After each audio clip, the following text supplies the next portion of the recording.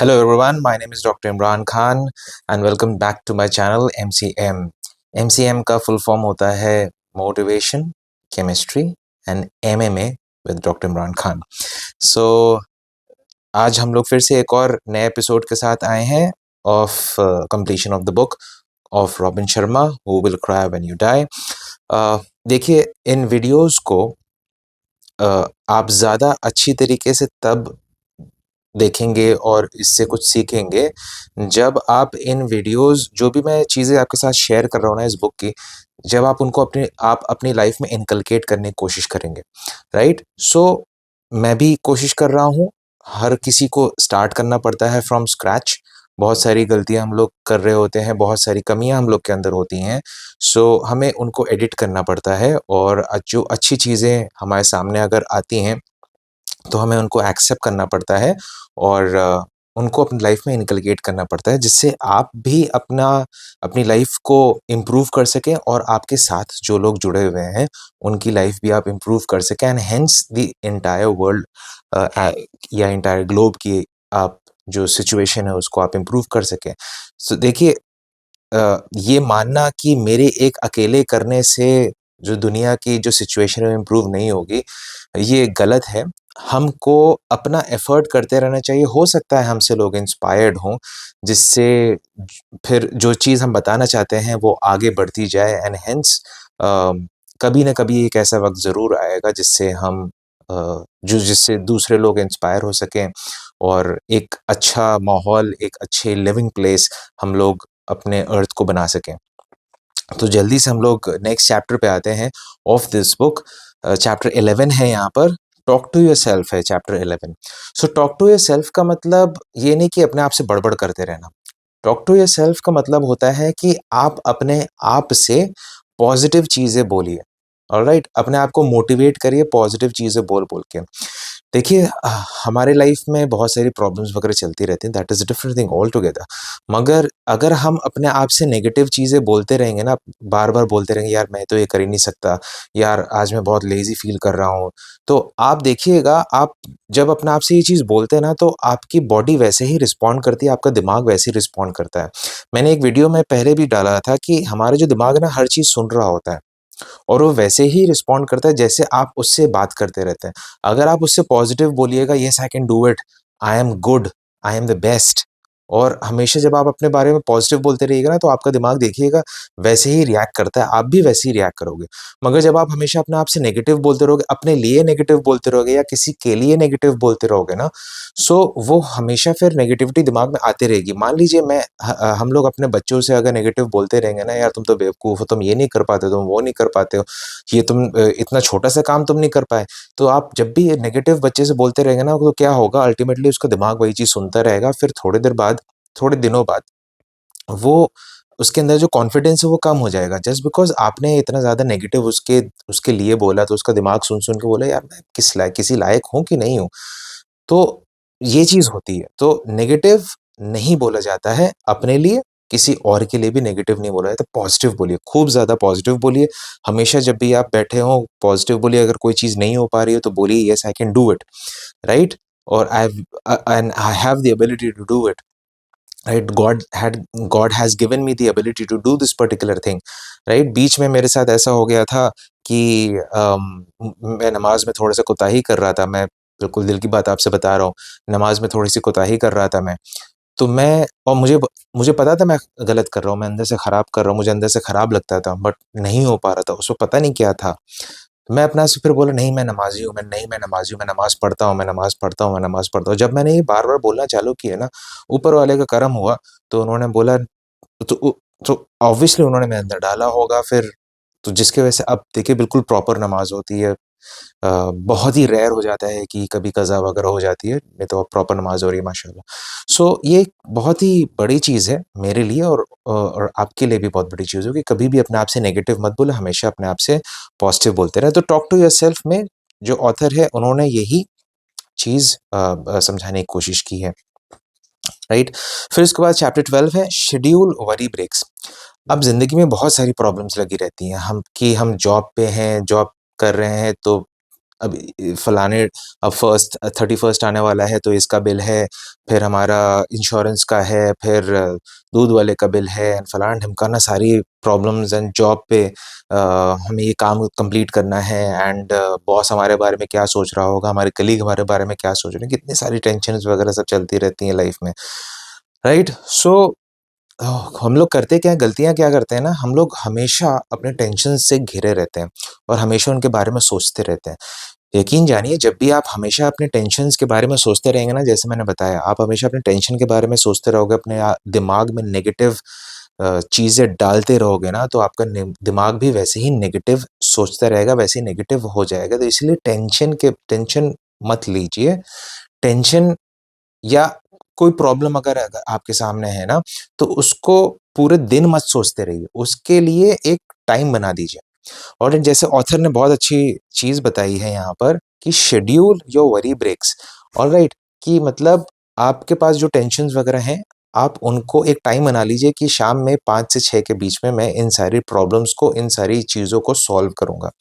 उसके बाद दिन भर में ये सारी चीज़ें दिमाग से निकाल दीजिए। यकीन जानिए, मैंने इसको किया, एंड मैं पहले भी करता था, बट बुक में जब ये लिख के आया तो मुझे लगा यार ये तो एक्चुअली में बहुत अच्छी चीज़ है, और मैं अ इसको करता रहता था, राइट? सो जब आप इसको शेड्यूल कर लीजिएगा ना कि 5 से 6 के बीच में मुझे अपने सारे प्रॉब्लम्स को कैटर करना है, अपने सारे प्रॉब्लम्स को सॉल्व करना है, तो आप देखिएगा आप पूरे दिन टेंशन फ्री रहेंगे, आप पूरे दिन रिलैक्स रहेंगे। मान लीजिए आपके दिमाग में कोई फिर से कोई टेंशन अगर क्रीप इन कर रही है, तो उसको क्या करिए, उसको लिख लीजिए, ऑलराइट? मगर उस टेंशन को, उस प्रॉब्लम को डील करिए सिर्फ़ उसी वक़्त 5 से 6 के बीच में, या जो भी whatever that the time that suits you. So यहाँ पर बहुत अच्छा टेक्नीक बताई है, जो जो भी मैंने आपसे डिस्कस की ऑथर ने, जो कि आपका जो टेंशन है, जो आपकी प्रॉब्लम्स हैं, जो आपका दिमाग है, उसको बहुत ज़्यादा हल्का करेगी और आपकी टेंशन एंड प्रॉब्लम को सॉल्व करने में हेल्प करेगी। उसको लिख लीजिए, एंड एक ही टाइम पे उसको सॉल्व करने की कोशिश करिए, ठीक है? 13th चैप्टर है मॉडल अ चाइल्ड।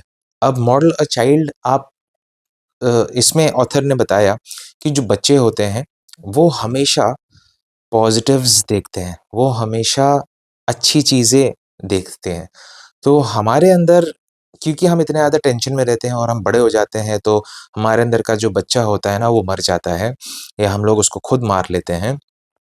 तो हम लोग टेंशन्स में रहना ज़्यादा पसंद करते हैं और प्रॉब्लम्स में रहना ज़्यादा पसंद करते हैं। व्हेयरएज़ अगर आप बच्चों को देखें ना, वो हमेशा अच्छी चीज़ें अच्छी चीज़ों पे फ़ोकस करते हैं, अच्छाई पे फ़ोकस करते हैं, बुरे चीज़ों पे वो फ़ोकस नहीं करते हैं। छोटे बच्चों से हमें ये सीखना चाहिए।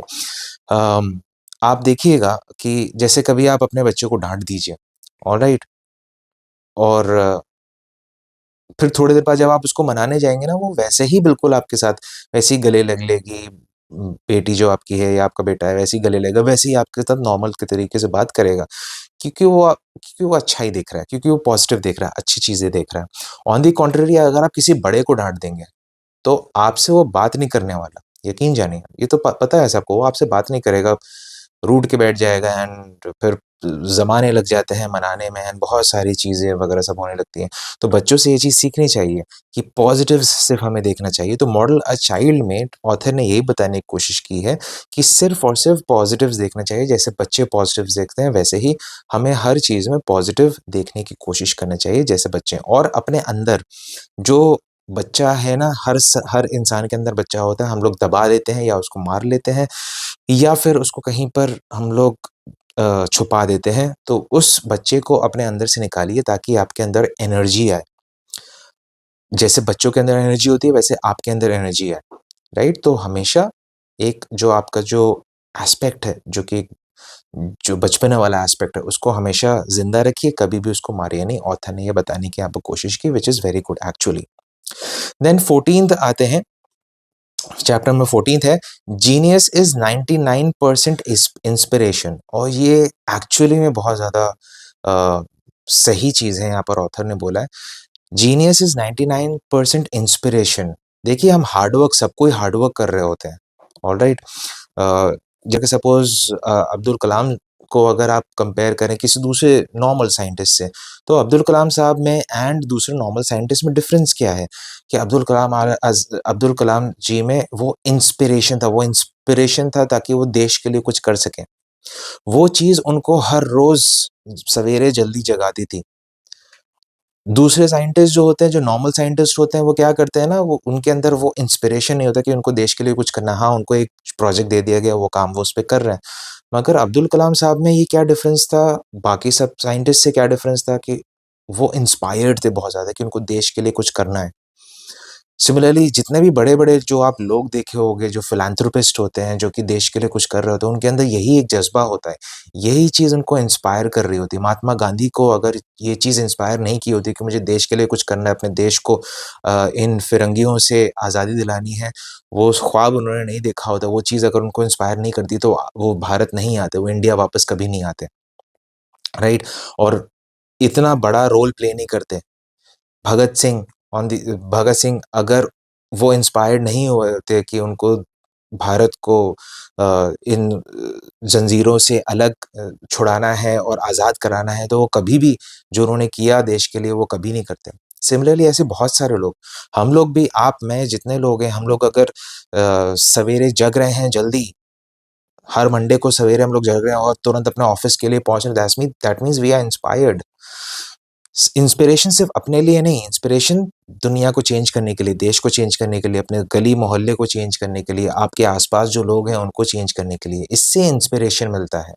तो हम सबको इंस्पिरेशन चाहिए, हम सबको इंस्पिरेशन अपने अंदर डेवलप करना है, ऑलराइट? ताकि हम ज़िंदगी में कुछ कर सकें, नाम बना सकें और जो लोग हमारे आस-पास हैं, उनमें अपनी पहचान बना सकें, उनकी ज़िंदगी चेंज कर सकें।